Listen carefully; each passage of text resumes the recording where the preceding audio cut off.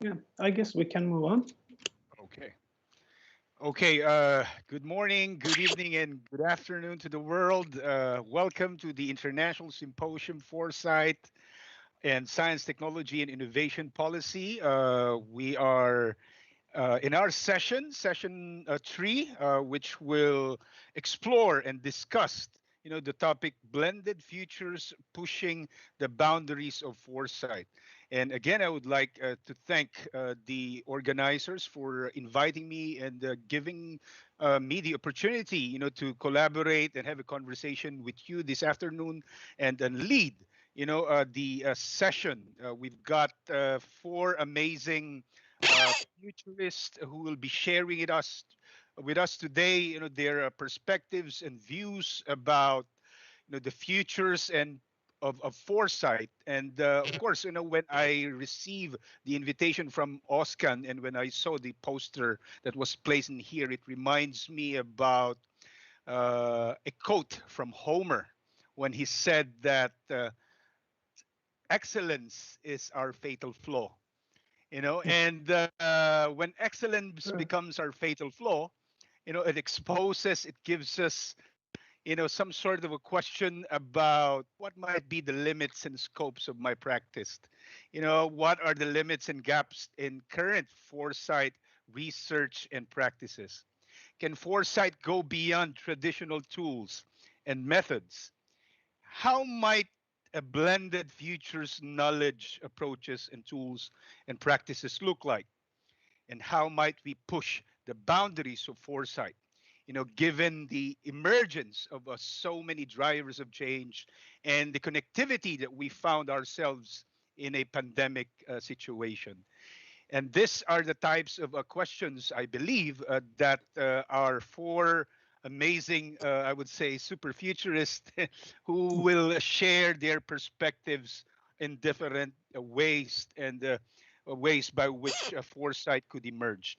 So in this session, the expectation is that we will learn from their experiences and how other disciplines integrate new approaches in futures methodology and practices. And hopefully we gain new insights on how to design better foresight methodologies and approaches for better futures. So I would like to quickly introduce our speakers for this afternoon. So, of course, let me introduce myself first quickly. I am Sherman Cruz.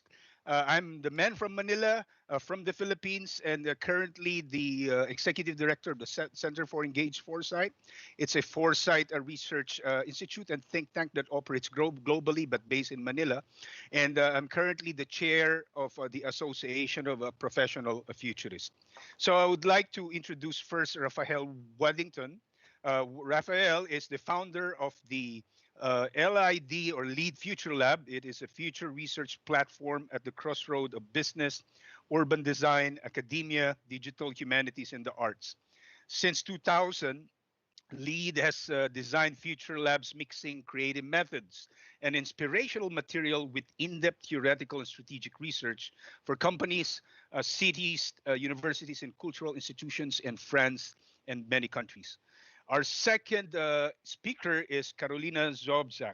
So Carolina is a knowledge manager at ABIS, or the Academy of Business and Society, where she is responsible for identifying the most relevant sustainability themes and developing related projects, events, and trainings. Carolina is passionate about leadership development. She's currently exploring holistic approaches to change, including coaching and awareness-based systems change. And our third speaker is Oscan Saritas.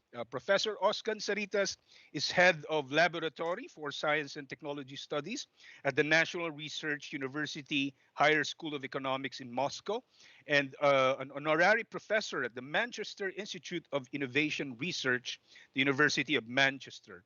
Oscan is also the editor-in-chief of Forsaight, the Journal of Future Studies, Strategic Thinking, and Policy. His research focuses on innovation and policy research, with particular emphasis on socioeconomic and technological foresight. And of course, last but not the least, my good friend Jan Paul Pinto is a commercial engineer with 17 years of professional and teaching experience in marketing, planning, and prospective strategic management processes. Professor of a postgraduate and undergraduate universities in Ecuador and Colombia. He holds a master's degree in marketing from Capitole One University in Toulouse, France, a master's degree in gestion sciences from CINAM in Paris, France, and a master's degree in security and defense from the Institute of Higher National Studies of Ecuador. He is currently a PhD candidate at the University of the Valle, Cali, Colombia, where he is developing a prospective process for the imagination and materialization of the future. So we have four amazing futurists and experts of their respective field. And without further ado, I would like to call on Raphael Waddington to start the presentation. Raphael? My microphone. Okay, can you hear me? Yes, loud and clear. Okay, super great. Thank you for this great introduction, and thank you for this invitation. It's a pleasure to continue our Blended Futures conversation, as we had a first session during the UNESCO Summit in December. And I think there is a lot to discuss about this border of foresight and other disciplines. So let me share my screen. This one. Okay, can you see it well? Mm-hmm. Let me go on up, full screen. Okay, can you see it well? Yes. Yes, super. I'm going to share today. I'm going to share with you some research experiment I made at the crossroads of art, foresight, design, and urban design, under the label of Designing Future Labs, which is like the statement I have as a foresight professional now. Just to come back on the first Blended Future session that we had in December, I took at that time a more theoretical position, showing all the bridges between art and foresight, and just also to reinstall a little bit this theoretical frame. I was saying that art allows to travel in time, in the past and in the future. Art is a time tracker and time traveler. Saying also that art can be seen as weak signal productions with subjective projection being shared. And in this case, I'm going to show also how one of my artwork has been the base of an urban research lab. Third aspect was to say that art is also an ecosystem of cultural influence, where trends are being shaped with the motto of soft power. Also seeing art as a space to prototype futures, and in this case, when art becomes a way of prototyping, it can dialogue with design, critical design, and urban design. And also saying that art can be a speculative science, and a way of addressing the future as a critical space for with a freedom of speculation. And so the project I'm going to share with you now are touching a little bit on each of those 5 aspects of how art can contribute to foresight. And I will share more specifically different experiments I made around in a project about the future of the Greater Paris. Paris becoming the Greater Paris. I know that Moscow is also in the process of becoming the Greater Moscow. So it's one of the challenges of cities nowadays to change of scale. And the project I'm going to share with you are more all addressing that future challenge of the Greater Paris. You already mentioned my practice in the introduction. Just to say a few words, Lead Future Lab, it's a research platform I created 20 years ago. It started as an art project because I had a background in finance originally, and I worked on trading floor in the 90s, but then I had an art practice, and Lead Future Lab started as an art-based research platform, and it became a Forsaight research platform today. So now we're producing Forsaight content, we design collaborative methods, and we use a great diversity of formats. I'm not going to say more about the lead because it's not the point today. I really want to focus on more the experiment I made in the last 10 years on the Greater Paris, which they come from art-based research, but they do contribute to what could be new forms of Forsaight practices, and that's why I'm sharing them with you today. So this is more an overview of the Lead Future Lab today. This is an overview of the people we work with with companies, cities, universities, and cultural places. And this is it for the Lead Future Lab. So now let's go on the Greater Paris. So Paris becoming the Greater Paris. Paris has a giant suburb, and it's really a tricky challenge to change of scale, because it's 10 million inhabitants with the suburb, and it's only 2.5 inside Paris. And it's even difficult to know what is the perimeter of the Greater Paris. And for this case, I initiated an art-based research project in 2008, with not a specific approach, because at that time I was not so close to Forsaight, and I decided to use that image you see with the disco ball, the artwork in the top of the screen. That was an installation I made in 2001 as an image of the digital transition and what we would call today the data deluge. But because the images I used in this installation were photographs of cities, it felt that it could be also a way of seeing the city as a datascape or as a cosmos of information. And for some reason, it gave me this idea that maybe the giant metropolises could be seen as a kind of urban galaxy with a visible and an invisible part. And so the whole project I developed about the Greater Paris started with that poetic metaphor of seeing the city as a galaxy and a constellation of information, of places, of networks. And so so this is an example of how an artwork can be also a way of thinking the future. So this is the base of the project.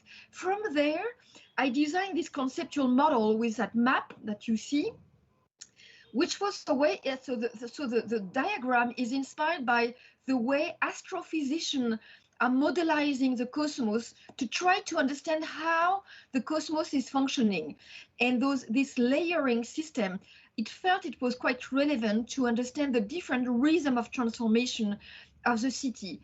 And so I designed this kind of a canvas to organize a critical thinking of the future of the Greater Paris with 4 different layers.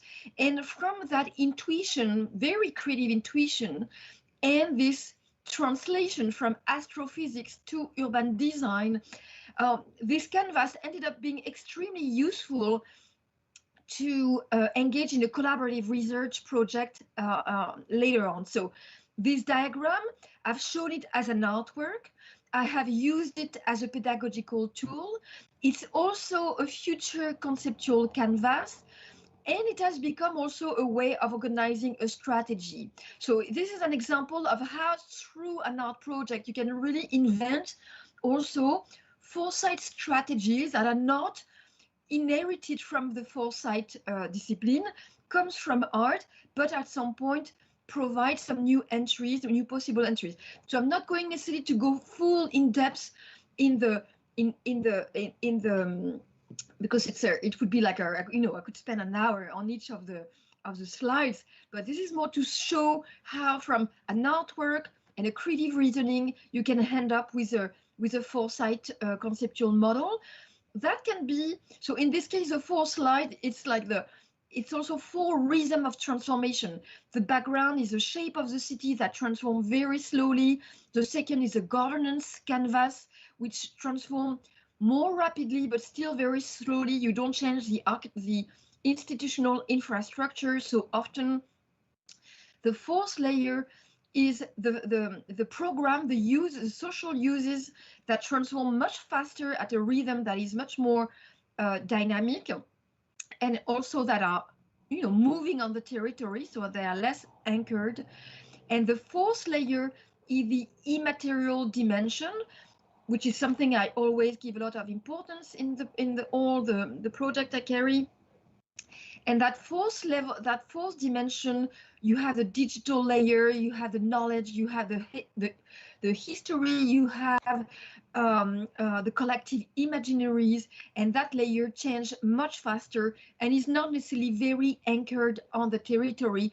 That's why it's more distant from the ground at the background. So with those 4 layers, you can also organize the knowledge you collect to design future scenarios, saying that urban designer would be on a certain layer, politician on the second, or innovation ecosystem would be on the 3rd, art project might be on the 4th, or digital development on the 4th layers also. So all together with that conceptual diagram, and it's also with the you know, looking back at all the workshop I did with students of different disciplines, it ended up being an extremely efficient pedagogical tool. So and so this I shared also that tool in academic context, such as at the Urban Lab at UCL. I wrote an article also in the Parsons Journal for Information Mapping. And this is kind of like a, you know, like also using visual maps to deal with complexity. So that's the first step of the project. Another one has been to do a lot of workshop with students in art, in design management, in art management. So I'm not going to go in detail. This is more conventional, or like an in-field exploration and drawing future narrative. So this is like, you know, I have a whole bunch of experiment with students. I can also put a question on that. I'm just sharing that slide more quickly. So on this one also, it was also highlighting weak signals, local weak signals, so combining future research on urban change and also the case of the Greater Paris, having using a case study to highlight future trends that can be relevant for other cities. So same thing, this ended up in a publication on the role of cultural and creative industries to support urban transformation. So this is more like weak signal and future narratives. Another step was, there is some image missing. Another step was also more design oriented, working with students to design future projects, some being more applied, such as like what could be collaborative platform to empower the creative communities of the Greater Paris to actually shape the Greater Paris in a bottom-up approach. Some were more how to design creative hubs as new landmark places of the future of the future Greater Paris. So same thing. Those projects were done with students in different contexts, and some have been done with in partnership with local stakeholders, so that what could be like the utopia of young people can become inspirational material for urban designer and urban stakeholders. So it's also showing how via an art-based research project, you can inseminate and contribute to the future of to the making of the future of a metropolis, not via the top-down approach, but by bottom-up project. And I'm sharing this also to encourage our audience to collaborate more with artists and artistic research departments, showing, and this is to show that it's really via art project, you can really contribute to, you know, the collective inspiration. Raphael, time check, 1 minute. 1 minute, okay. So I'm going to finish with this giant workshops. So was it 20 minutes or 15 minutes? I think we said 20 minutes. Your time ends at 14:05. So Okay. time check, yeah. Okay. So this is another giant workshop to design future perspective at a horizon of 150 years, using inspiration of images from the past and images of the present. So showing that, you know, Foresight, exploring the future of cities with art and design is also a possibility to use images as a resource, and designing futurescapes, exploring new formats of research. So this is also another collab. And the final project was writing this book, which is a design fiction book. So another creative format, Foresight research format, of going through a narrative, a future narrative, sharing a possible future scenario, but with a critical approach, meaning that in each chapter, each chapter shares ideas, but critics discuss the idea, so that, you know, each time the idea is challenged, for the good and the worst. So and this book is being also reviewed by different people. So I'm sharing the good critics I had on this book. So okay, so I could share many more options, such as also photographic workshop in the public space, and I'm going to stop here, not to take too much time, but if the audience is interested, I can answer to more questions of other projects, art-based research projects, using artistic formats and artistic context to design innovative Foresight projects. Thank you very much. Thank you very much, Raphael. And Carolina, on to you. Thank you so much. Just give me a thumbs up if you can hear me all right. Yes, I can hear you. All right. And can you see my presentation?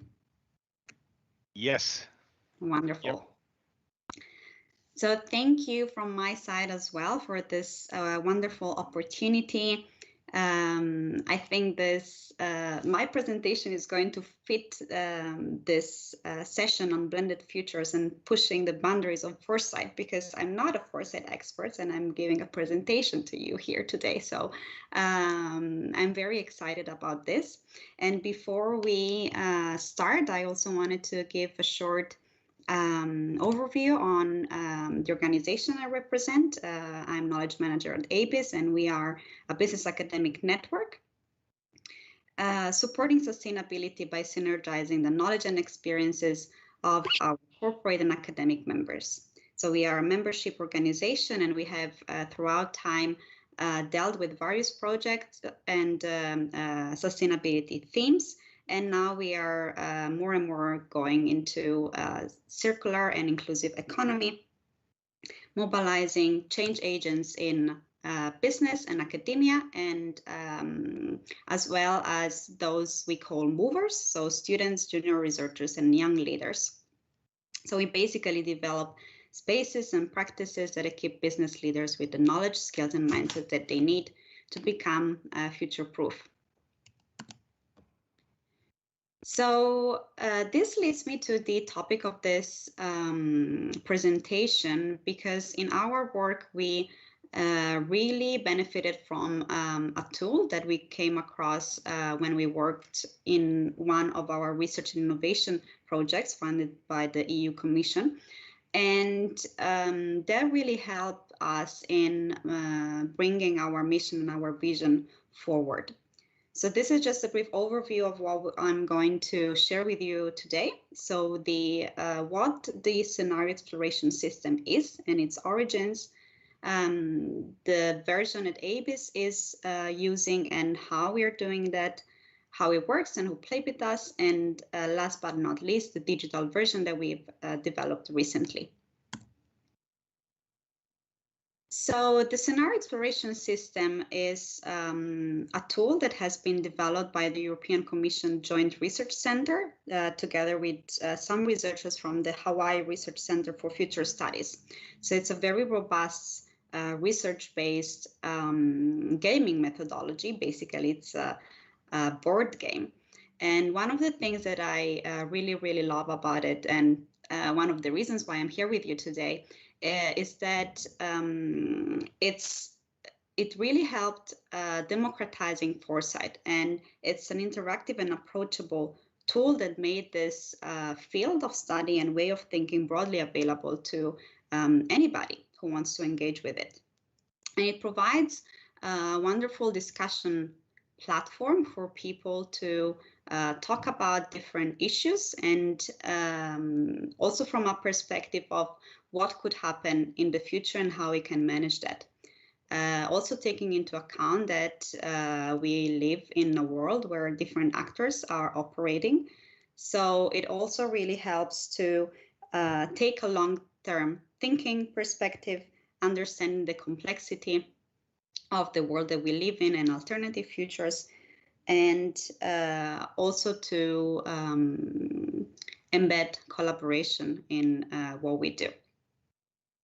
Many versions and spin-offs are available for free for anybody who wants to engage with this tool under the Creative Commons license, which basically means that in case you want to get access to it, you just need to inform the European Commission that you're developing a new version or using a current one. Now on to the ABIS version, which we call the Sustainable Lifestyle 2.0 version. You can see a nice picture of it on the screen. So this version was developed by a consortium of academic members in which ABIS was part of.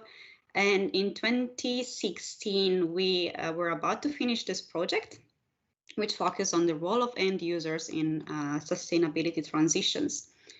And what we realized is that we wanted to use the outcomes of this project for something that could be more easily available and mainstream than just research papers. So we went back and studied what was available, and we found another previous EU project called the Spread 2050, the Scenarios for Sustainable Lifestyles project. And we integrated the scenarios that were developed through this project into the results of the EU Innovate one, and we created this Sustainable 2.0 lifestyle version of the scenario exploration system. What you see on the screen are the 4 scenarios that we are using. I'm not going to go into them right now, but they have been, again, they are research-based, and they've been developed based on 2 dimensions. One is the global versus local orientation that the future might take. And on the x-axis, let's say, we have the type of governance, so whether it's top-down and bottom-up. So what happens during the scenario exploration game is that participants have the chance to experience one of these alternative futures. And if you just focus on the singular super champions or the empathetic communities, which are 2 opposite ones, the name itself already gives you a hint on how different these 2 scenarios can be. So when participants engaged in exploring the future under these very different conditions, this can lead them to reflect on what they are currently doing in their daily life and what kind of future they also want to co-create with others. So I share that this is a board game, and we have different participants that can take part to it. So this is the roles that they can take. So there are 5 explorers, which represent business, so established business and small entrepreneur, policymaking, and the third sector, so civil society organization, and the citizen innovator, which was the new entry from the EU Innovate project. Apart from this, we also have a sort of feedback system in the game, which is offered by the 2 public voices. So the citizen innovator and the post-truth public voice are the 2 new players in the game that our version introduced. And as also you can infer from the type of participants that can play, this can lead to very in-depth discussions about any kind of topic.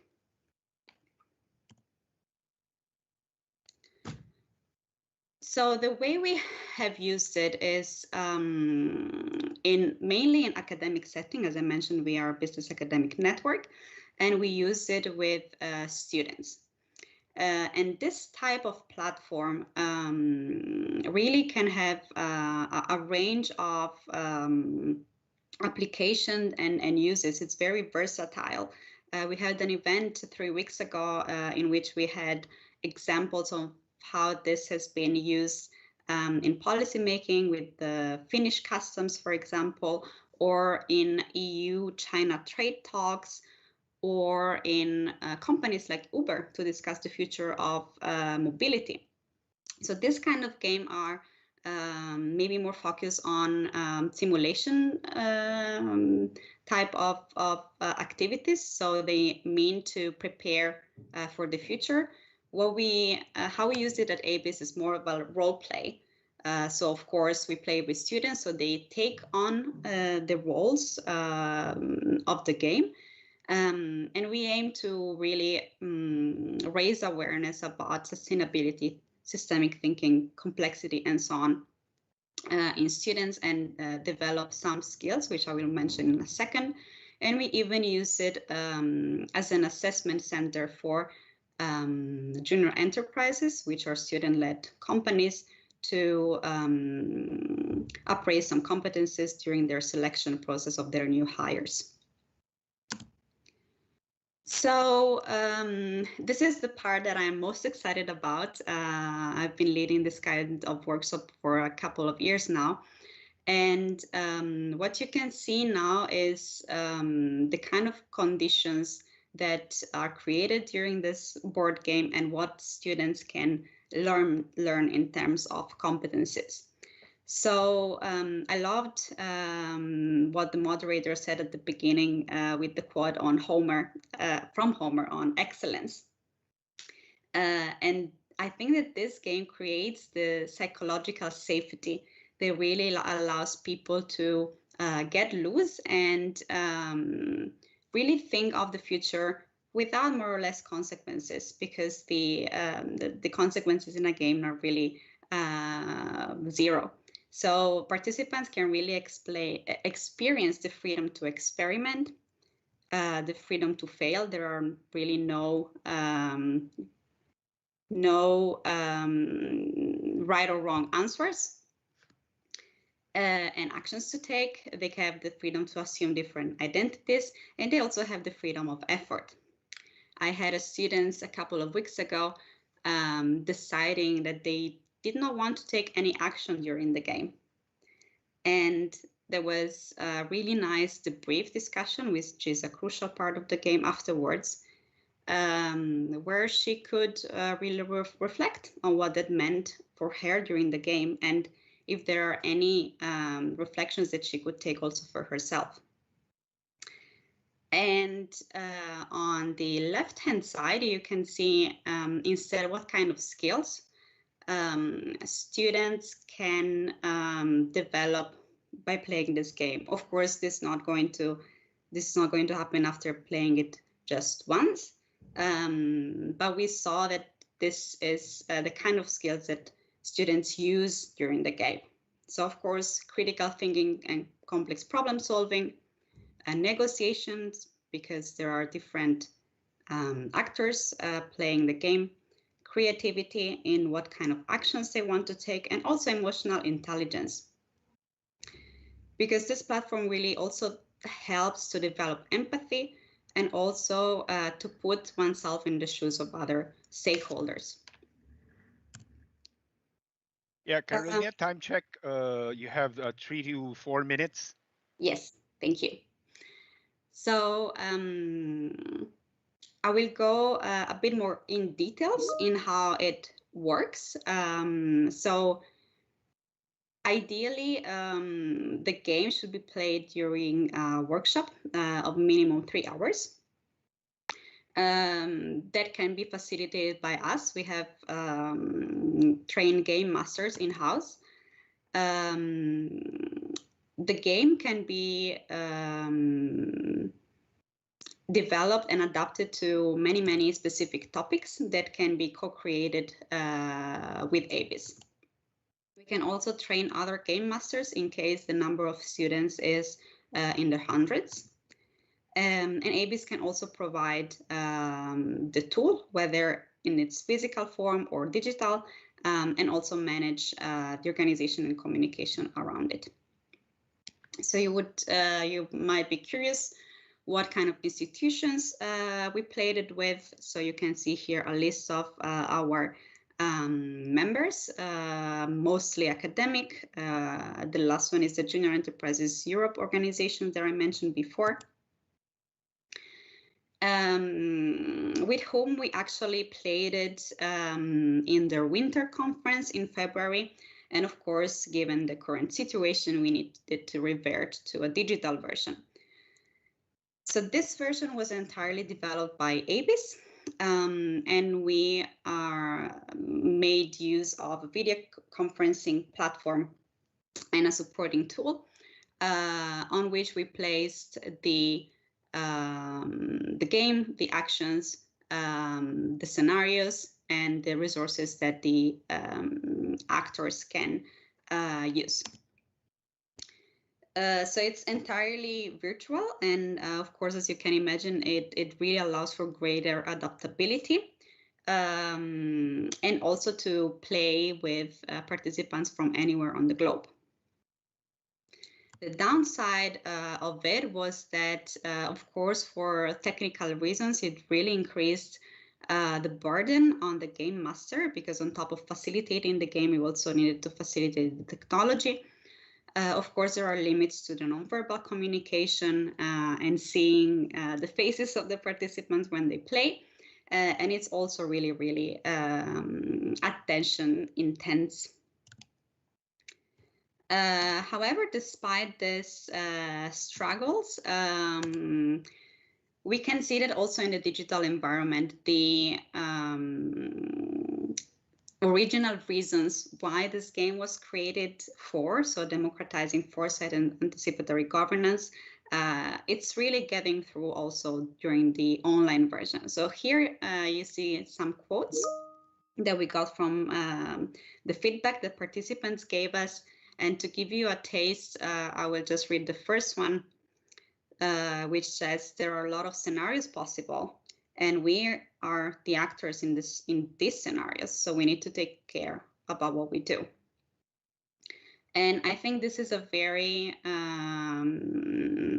nice learning and feedback to get, because this is precisely what we want to do with this game and what we want to do as ABIS in general, which is to generate an awareness, especially for businesses, that they need to take a more active role in society, that they operate in a wider system. They are not isolated islands in big oceans, but they really have to do with a natural system and communities,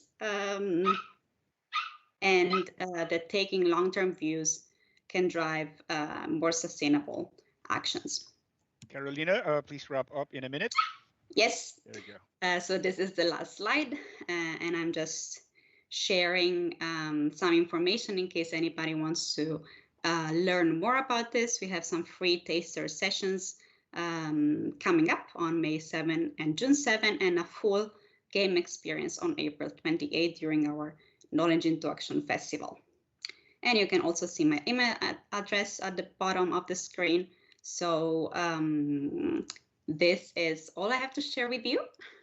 And I will be dropping in the chat, if possible, some research material about this game. I think that we have quite an academic audience, so I think this will be relevant to all of you. Okay, thank you very much, Carolina. Oscar, please take it away. All right. Okay. Thank you, Chairman. Well, blended future session is always an interesting one, actually, to not only to participate, but also to watch with all this kind of richness and new ideas coming from different disciplines. So I'm really glad once again that we followed up this session and then launched this kind of second through our conference at the National Research University Irish School of Economics.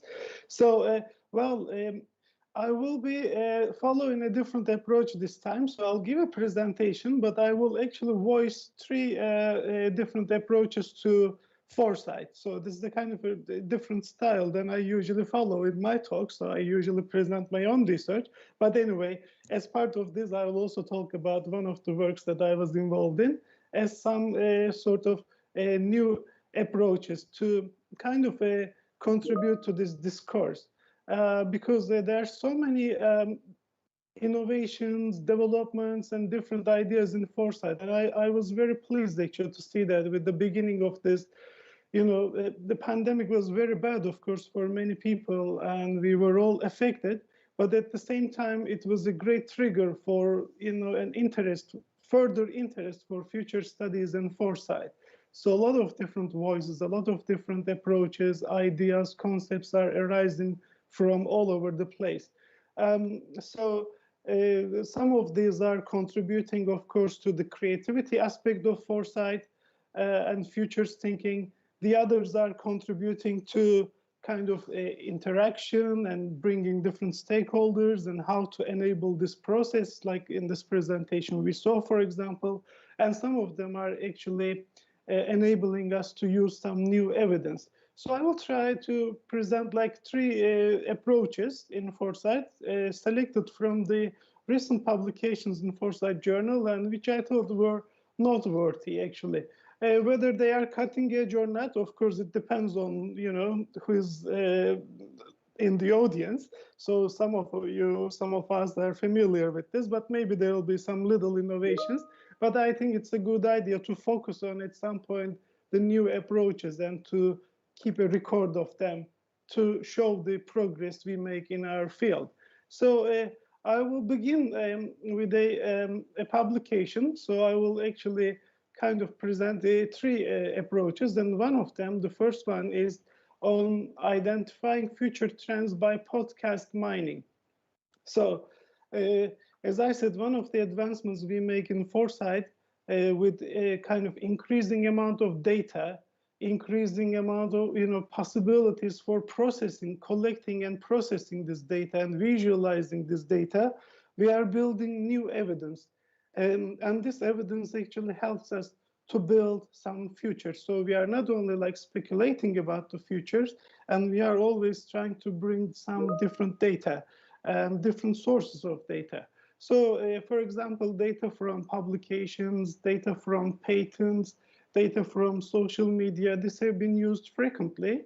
But this approach, for example, analyzing podcasts and mining them, and then using them in a kind of explorative manner for horizon scanning is a new one, at least bringing us the idea that we are not only using textual data, but we are also using, or we have some mechanisms to use data from some voice records.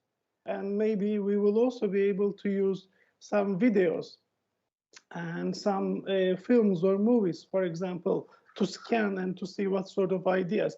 And by the way, there were a lot of movies, there have been a lot of movies in the past which have been very inspirational for us to envisage different futures and alternative futures. So that's why I find them very, very useful.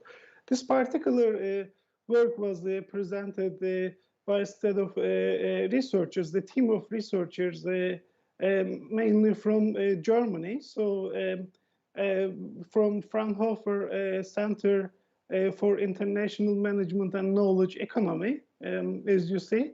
So they were actually trying to, again, bring some respectable podcasts from some reliable sources and then use them for the purpose of some quantitative content analysis, and then extract some interesting themes which would be relevant for us. So here are some of the steps of the process. So it begins with the scoping stage, so definition of the scope and the scanning field.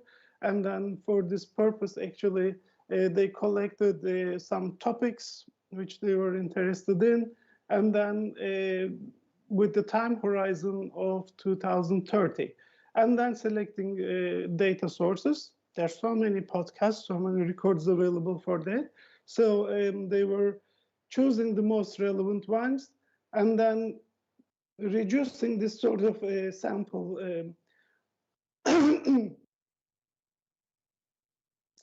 in order to make it kind of analyzable and to be more focused. And then after that, there was the results, the presentation of the results in different forms. So if you look at for example, they selected the podcast shows, you can see that they are here mapped based on their affiliation and access. So how broad audience through the bandwidth content, for example, they were testing that, and what were the affiliations, whether this were like a public broadcaster, umbrella organizations, or independent. So this is how they are mapped. And then you can also see some of the examples of results. So for example, BBC Inside Science. So there's a science category which was broadcasted in the UK, BBC Radio 4. And then this is, of course, a scientific kind of a show. And here's more information. And you can see some of the keywords extracted as a result of this process. For example, artificial photosynthesis, carbon capture, microbiomes, microbes, quantum computers, and so on. And also there are some interesting technologies like soft robots, brain-machine interactions, which is, I think, one of the important themes for the future, and also developments on artificial intelligence and other technologies. What would be interesting, for example, add-on on the top of this, because this analysis, as far as I understand, mainly was based on the abstract and the description, title, and the keywords identified based on this content. Some transcription of these conversations could be generated, and some sort of semantic analysis would also be applied to improve this research. And for that purpose, actually, I will now promote our I4A system, which is bringing a lot of different sources of information again, the intelligent foresight analytics system. So that sort of semantic analysis, for example, by transcribing some of the talks or conversations into text and analyzing them would be a good step forward as a follow-up to this study. And the second one is actually a familiar one. And I picked this up, and this will be detailed by my colleagues Joe Rovitz and in Miles in the next session. So this is also to promote our next session. So when we started the blended futures idea with Raphael and Jean-Paul, and we decided that, okay, we should look out, not only like the foresight field itself, but also should capture some of the areas of arts, design, urban design, big data, and the other algorithmics, for example. And this is representing the urban design aspect of that. So there's a study in here. It is actually developing some tools, Foresight 3.0. Again, it will be detailed in the next session following ours. And then this Foresight 3.0 is applied to strategic urban intelligence. So the urban level is actually very meaningful because it covers most of our lives, urban spaces, and most of socioeconomic activities also take place in urban areas. That is why it's very important, I guess, to embed foresight in cities and urban areas. So this brings us the possibility, for example, looking at the urban areas and cities as organisms, as living organisms. And then a lot of social learning processes, for example, taking place in that. And in order to start changing this process, so we need to actually think this as a system in a holistic manner, and what the synergies between different actors, different factors emerge within that system. And this particular study is applying this into the UK Foresight and Future of Cities program. And then it is looking into the future of cities, so what a future city would look like. And it is bringing us a new approach from linear thinking in earlier foresight activities to co-evolutionary, systemic and synergistic thinking. And by looking at different actors, different factors, their interactions, and in a systemic manner again. So Joe will present, I think, a lot more colorful visualizations in his talk. The process has been built on 4 S's. So the S, actually, each S represents one stage, beginning with the systems perspective, for example. The first one is, for example, asking the question who and what is involved, what are their relations and connections.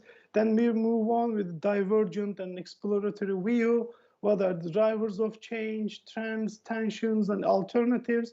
And we're glad that actually Joe is bringing here also the conflicts. So there's not always consensus about the future, but conflicts may also emerge. And this sort of thinking helps us and provokes actually our thinking, what are the conflicts? What are the tensions between those? And synergy and idea mapping stage, helping us to answer questions like what are the possible synergies and opportunities and who could realize them? And then mapping, and then this is again connected to strategies and road mapping. In a recent conversation with Joe, we added some other steps into this process, also starting with S.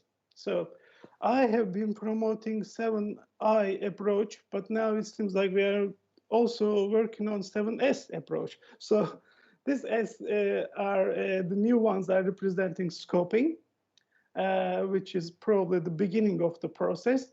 Again, understanding the boundaries of the system, and then it helps us to understand the system, and then we continue with the other scenarios and synergies, and we also integrate the scanning phase to understand the trends, drivers of change, weak signals, and wildcards, which may be involved in society, technology, economy, politics, values, environment, etc. So we are looking at this bigger picture and seeing this kind of an ecosystem of different actors and different stakeholders, and they are also engaged in the process as part of Foresight 3.0.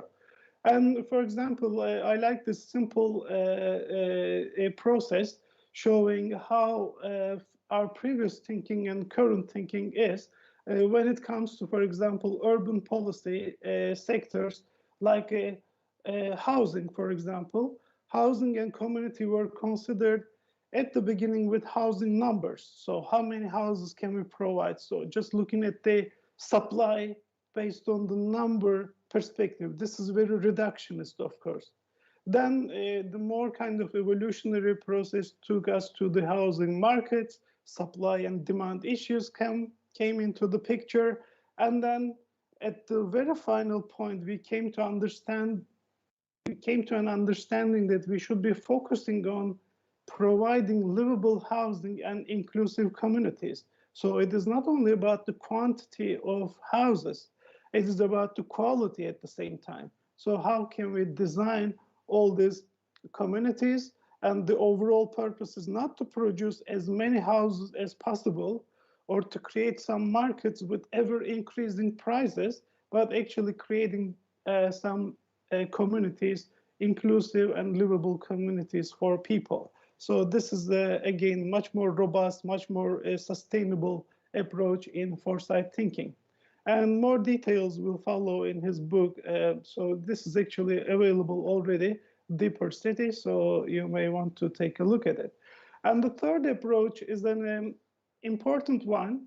It is also bringing a new perspective in our futures thinking. This time it's the kind of methodological proposal for the scenario planning process. So it is actually more like a precocious view. I also contributed to this work myself with two of my colleagues, Yuri and Alexander, from the Higher School of Economics. So we were thinking about developing a more precocious view of the future, because some of the people, some of the practitioners talk about the prediction of the future, but we cannot actually purely predict, especially when it comes to the long-term future. And at the other extreme, we have creative, explorative, and divergent futures. And so we try to kind of see how we can bring these two approaches together, because we think that in planning scenarios, short and long-term horizons should be dealt with differently. Because in short-term time horizons, we can predict at least some of the developments. For example, the speed of economic and technological changes are more foreseeable when it comes to 1 to 3 years or 5 years perspective. But in the long run, there are more drastic changes and bigger uncertainties and more complexity, where we can expect some major socioeconomic and cultural developments. So this is the kind of main distinction between short and long-term time horizons, and why we should think about them differently. And also, when planning scenarios, we should consider external and internal conditions. External conditions are the conditions which are happening in the world, all the events around us, but in the big picture. And the internal conditions are the one that we may have some influence. So actually designing the future, managing the future, is about finding a balance between these external and internal conditions. So in this approach, we are actually meeting all these kind of different views, different perspectives in the middle somewhere. So we see that some of this could be forecasted and predicted in the next few years to come.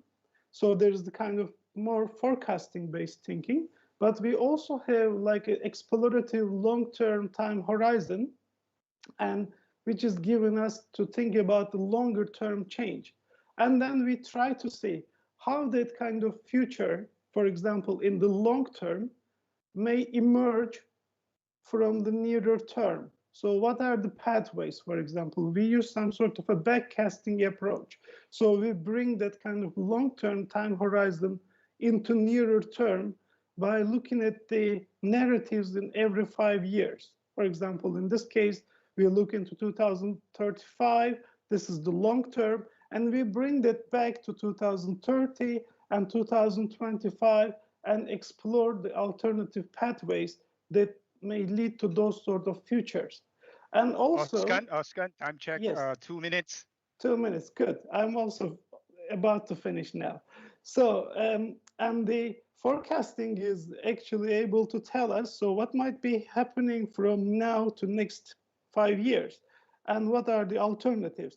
And in the middle, 2025, we try to see if we can actually somehow connect and somehow fine-tune all these futures, because some of this can be predicted and it will lead us from short to medium term, and some of them is explorative, it brings us from long to medium term. So the medium term becomes an important one to see whether these developments can meet. And then we can actually build a full process starting from the present to the future, looking at the external conditions and also the internal conditions and how this can meet at some point, so that we can have a complete narrative of the process. So thank you very much. So again, so I represented 3 different perspectives in here and highly recommend this as key readings. Thank you very much, Oscar. So, John, JP, you're next. Okay. Yes. I need control. Yeah. Yeah, I think that yes, I can control the room. I think that that now you hear me, right? Yes. Yes, yes. Okay, perfect. I know that you are going to tell me run, Forrest, run. So I am going to do that. Thank you for the invitation, my dear friend Sherman, Oscar, too. This is the third edition of our Blended Futures. We have the first at the APF in Collaborate 2020, next at the UNESCO Summit in December. And this is the third time that we are presenting this. So I will show you, I will share my screen, and I will present you the articulation between foresight, science fiction, and speculative design. So you are going to tell me if you are seeing my screen, please. Yes? Yes, I can see it now. Okay, perfect. So I'm from Quito, Ecuador. This is a multinational panel. We have 3 continents represented here. So I'm a consultant and a professor in the imagination and materialization of the future. I finished my PhD in February, so I'm not anymore a candidate, fortunately. So during my research, I found some problems on future studies. I was just give some examples. For example, little creativity in the presentation of the scenarios, little impact on innovation, problems on making the future tangible. We don't put more attention on ruptures, breakthroughs, and consequence. There are problems in managing uncertainty and risk. And I think that there is an abuse in the use of desires and scenarios. That's what I found in my research. Also, I found in my research 13 key concepts about future studies. I think if you want to know if a foresight study is a good one, has a good quality, this kind of study has to invent or transform something at the organization. Go beyond forecast, like Oscar said before me, go beyond forecast, strain imagination, analyze consequence. There must be a participatory process. We have to identify latent needs. We have to strengthen the management of risk, uncertainty. We have to identify ruptures. Like Carolina said, the critical thinking, critical attitude, we have to put the right questions. It has to be about ethics, about the ability to make conjectures. Think about the famous book of Bertrand de Jouvenel, L'Art de la Conjecture. And like Carolina said, the freedom to imagine is very important.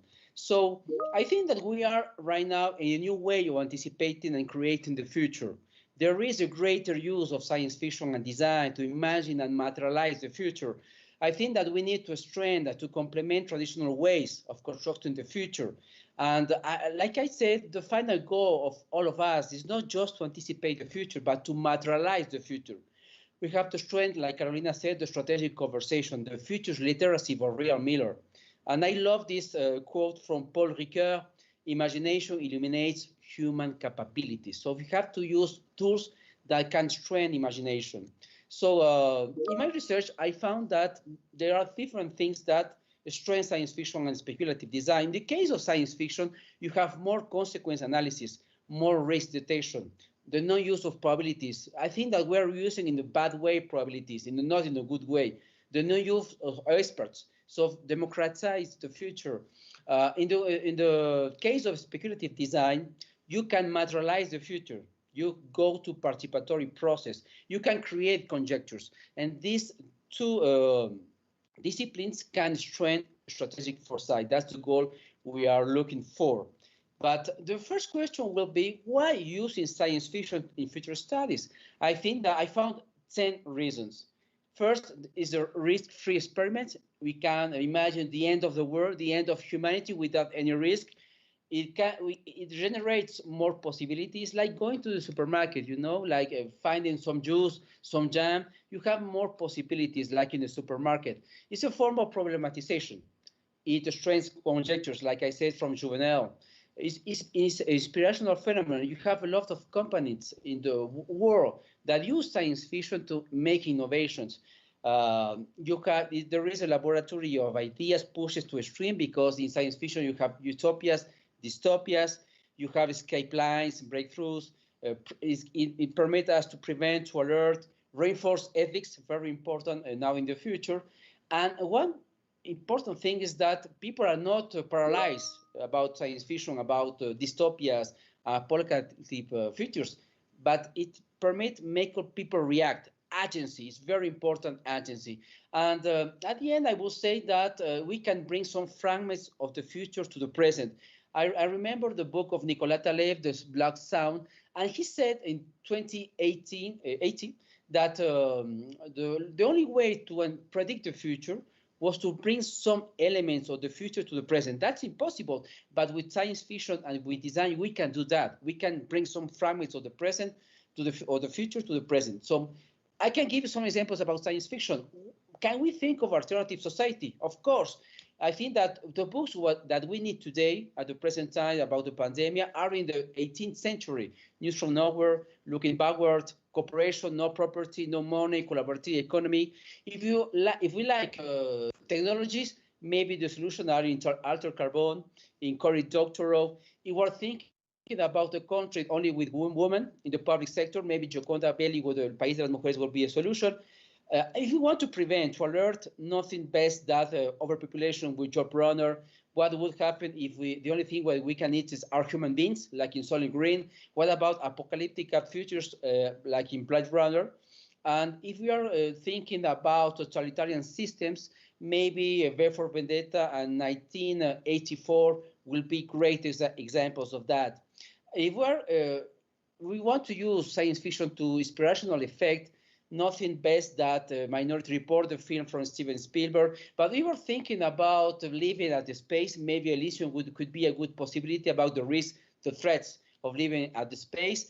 And the example of Werner von Braun, this German who worked for the NASA after World War II, people say that he was inspired by the book The Woman in the Moon and Metropolis, the famous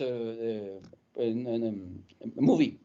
And right now, the French army are using writers to think about the threats and risks of the future. And what about more possibility like a supermarket? You have Dune for geoengineering.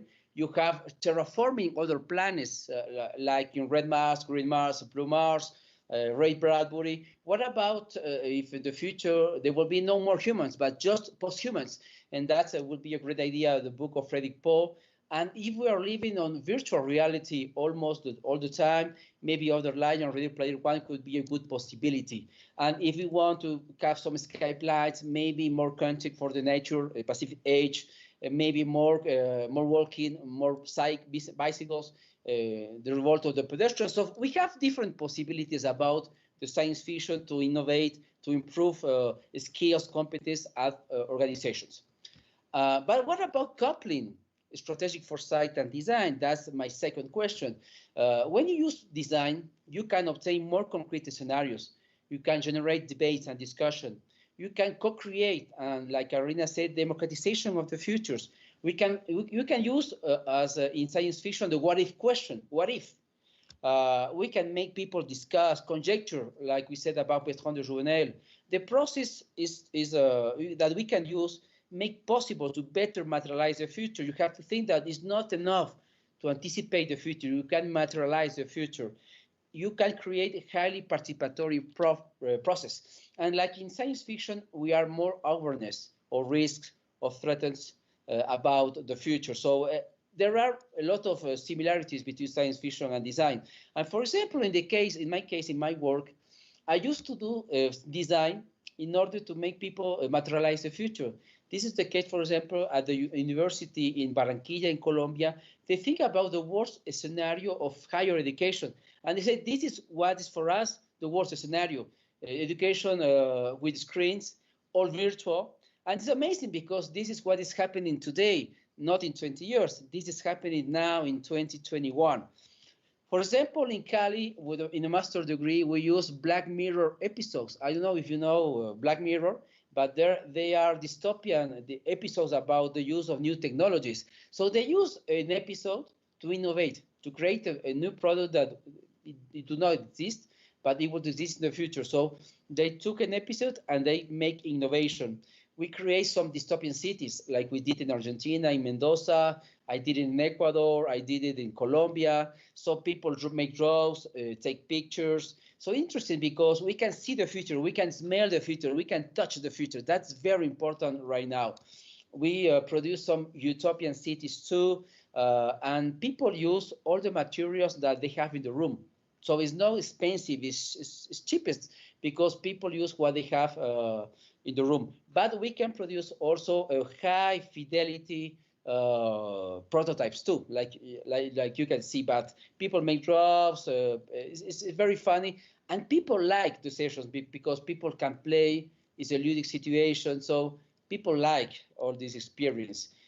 We can use also design to create new services, like we did in hotel in Argentina, like we did in Paris with Futurible.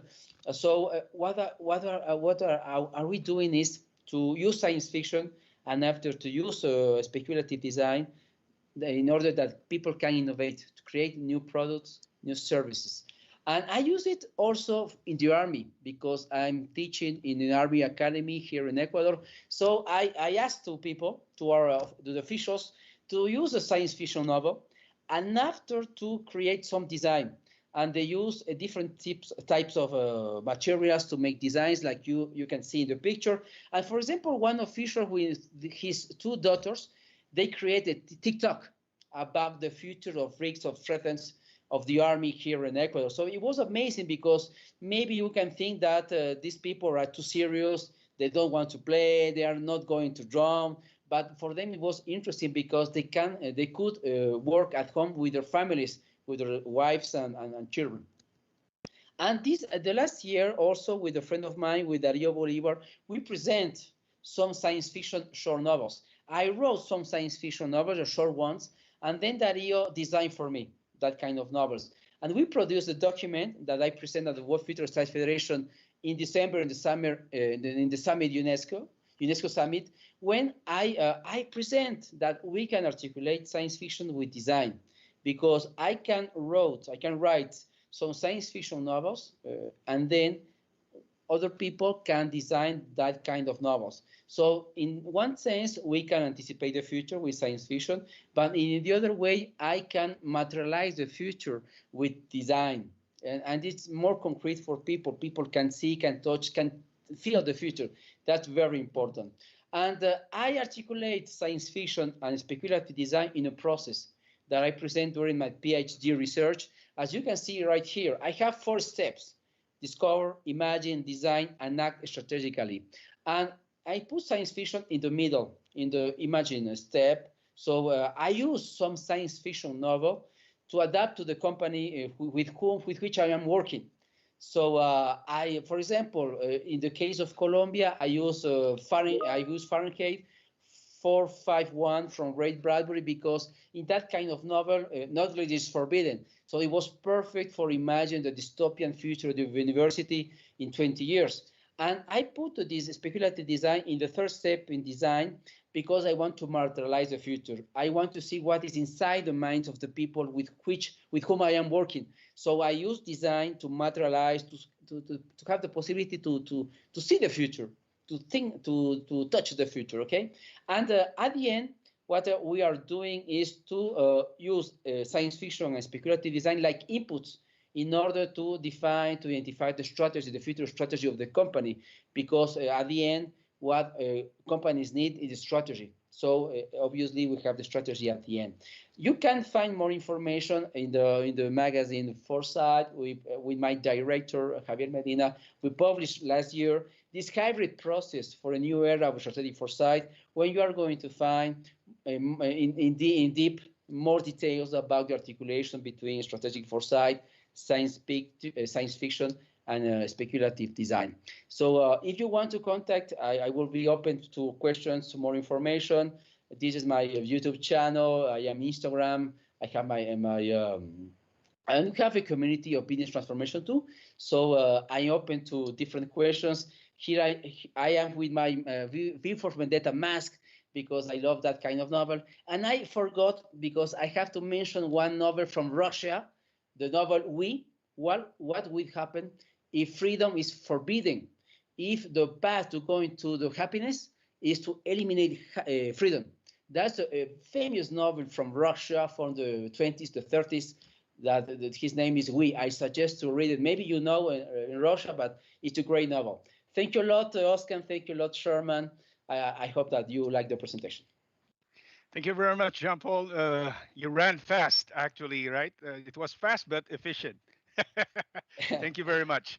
Now we can start our discussion, and there are several questions posted in the meeting chat, but I would like to begin with Raphael because I think I owe her like several minutes in her presentation. Like perhaps 2 minutes or 3 minutes. But there's a good question here from Yuna Lee. Raphael, please answer this question. So I've been trying to like simplify the question, but as I read it here, Yuna Lee's question is that, when futures and foresight approaches, especially if it's cutting edge and art driven, when it enters the public sector realm, it gets more complex, like in terms of, adaptability. And the question from Yuna here is that, are there trends by which artworks can be used into policy making and strategy development? And another important question here is that what do policymakers consider, to accept, the views of architects and designers in policy? Well, thank you for this question. And yeah, and I'm glad because I thought I had prepared my presentation for just the amount of time, and I was like, that's not normal that I'm short of time. But yeah, I mean, it's like the use of art to design the future of cities. It's still a very touchy question because and you see, for instance, I was interested in the game that Carolina presented. Very often when politicians or institutional bodies are willing to have collaborative research for the future and citizen-oriented, they never really invite the creative community, like artists, designers are not necessarily there, and they are more like the civil society at large or the business sector. But the creative, the true the professionally creative community is often a little bit on the side. Or you would have architects that are mobilized, but then it would be very much for the urban shape, not necessarily for the urban life. It would be more like designing new buildings and new infrastructures, but for really what the ecosystem of the city, really the urban life in a broader sense. Artists are invited, but they always remain at the periphery, I think, because also they have a tendency to really point critical issues, and they have a tendency to really not like to be instrumentalized. And so I think it's much more interesting for politicians, if they want to work with artists and creative skills, they'd rather support art-based research project or design research project and let those projects grow and become platforms so that they engage with a broader community rather than use them as an instrument. So it's really this between bottom up and top down. It's better. It's more relevant that politicians or public bodies support existing projects that are coming from art places, artists, or even art academies or design academies, to let them go up rather than commission them directly some contribution. So it's really a subtle, or it's really a subtle negotiation about how to collaborate. And then there is some for public bodies, then there is all kind of like design approach of like the design of public policy. And then in this case, it's more relevant to use designer as a service. Really like work with the team inside so I would say that there is two ways. Either it's really an internal process and the public bodies are working with designer to design internally new public policy, or if they want to collaborate with the creative community, they'd rather support autonomous dynamics and independent places to let them grow. But there is many things to prototype in that sphere, because I think nowadays the artistic community is much more open to those collaboration. I think the society has changed in the last, I would say even in the last 5 years. I see a very different feeling among, and with the COVID crisis, with all the cultural places being closed, many of the cultural institutions are also redefining their role in the city, in the society, and so suddenly becoming a relevant stakeholder to co-design the future of the society and the city. Then it becomes now it becomes more appealing to them than it was 10 years ago, where they would have felt more instrumentalized and not necessarily ready to collaborate in a nice way. And but I think academia is a good space also, like the Paris Galaxy project. I started it as an art project, but it's really when I started to have that collaboration with the Sorbonne University. From there, I was able to really build a full ecosystem of collaboration with other design school, design management masters, art management, architecture school. It became really and each case, it's also very much a question of person. Like, it's really, if there is a good fit with the person, then you can design a very original program, and they work extremely well, because it's like in terms of creativity, it's super powerful. Like, it's when I see the difference between when I do workshop with business or with business students, whether professional or students, compared to what's going on with design and architect and artist. I mean, the level of creativity is really much different, and it doesn't mean that. And I would say working with like very powerful creative minds is also give a chance to make the project more feasible. It's not that it becomes more utopian, because the ideas are more like the more interesting ideas, and in a way, because they are very powerful ideas, you can imagine a business model that would go with it. Like, when I didn't stay on the slide where I was showing how with the art and design student we were designing creative hubs, the third spaces. Some of the places we worked with were really abandoned building, like really very hardcore, very difficult project, and some of the project were like ready to be invested in. Like, really, it's because it's like a I think it's really important to really advocate for a much more collaborative approach with the creative ecosystem of the society, not just the creativity of citizens, but really the creativity of the cultural sector. And I mean, if you have like specific cases, you can reach me out by mail, and I'll be happy to look at that specific case. Yeah. Yep. Thank you very much, Raphael, for that. Now, my next question is, about, of course, we do have different approaches, and as we've said, trying to explore different ways of, creating more value as far as our end users and stakeholders are concerned. I would like to hear from Carolina, Jean-Paul, and Oskan about the approaches that you presented as far as process. The process has been discussed, but I would like to know more about the impact and implication as far as your stakeholders are concerned, in terms of value. What specific or particular type of value does this approaches create as far as your clients or stakeholders and participants are concerned? I'd like to hear first from Carolina, and then Oskan and Jean-Paul. I love this question. Thank you so much. There are a couple of perspectives from which I could approach it. One is more general on the SES, but I will actually use the one because I mentioned that there are different versions of this SES game, so I will stick to our own experience.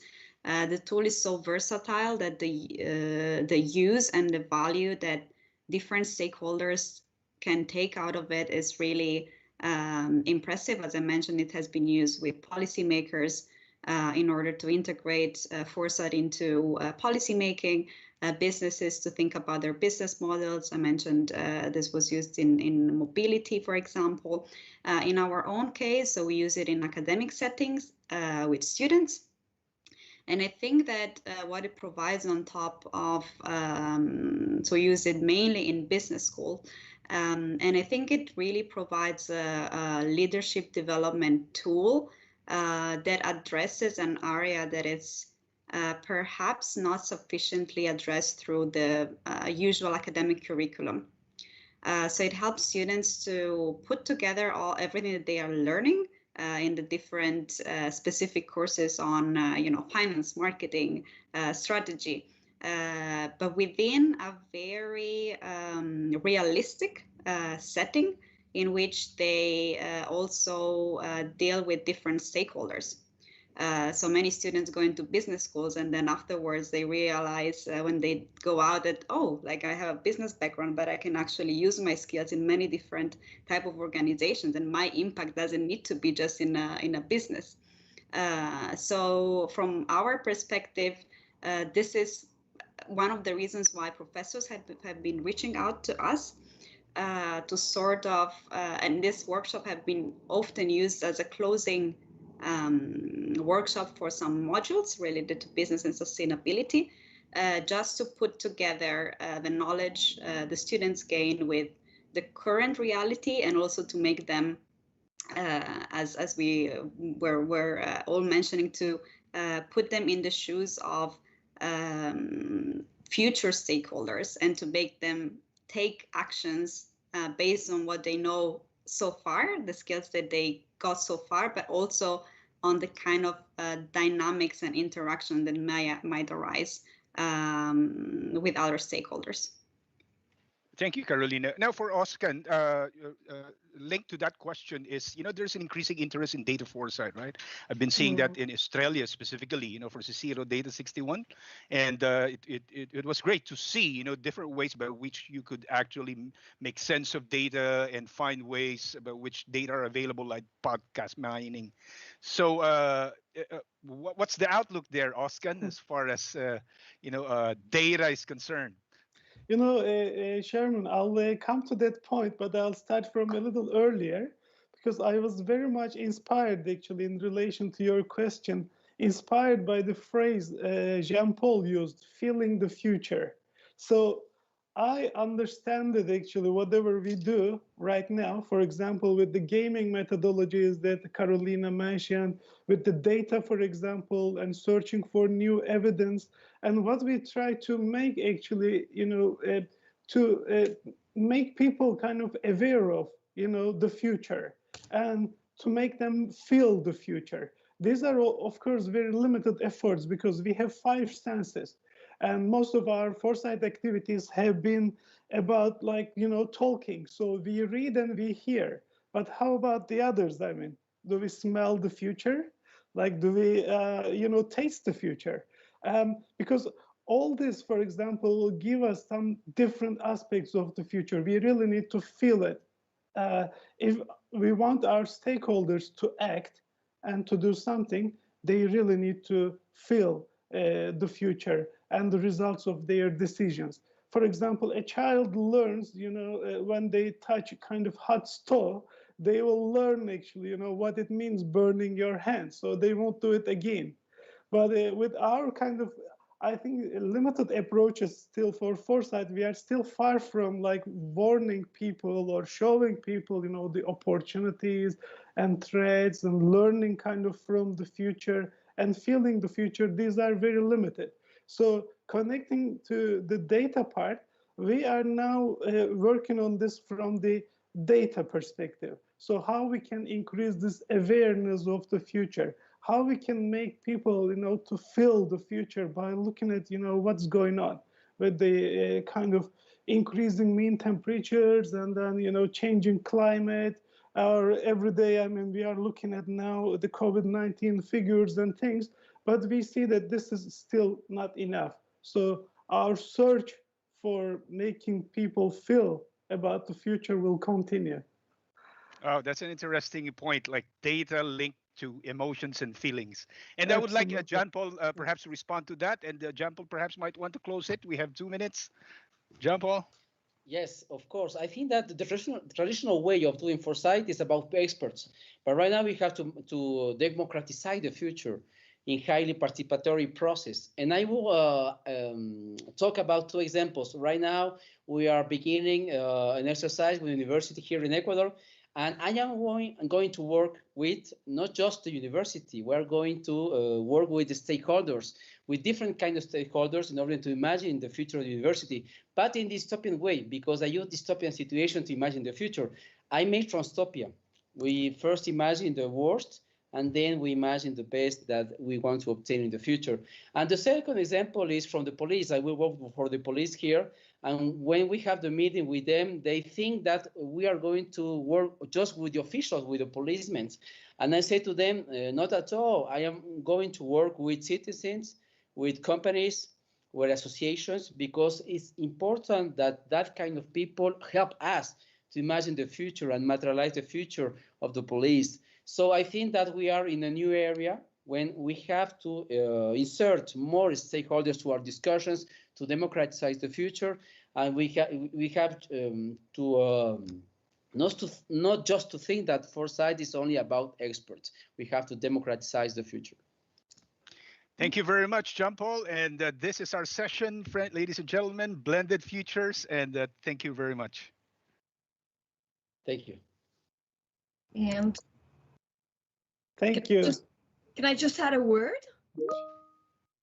Yeah, I just wanted to bounce on Oskan. Also, just a last word on. I'm sorry can we have 1 more minute?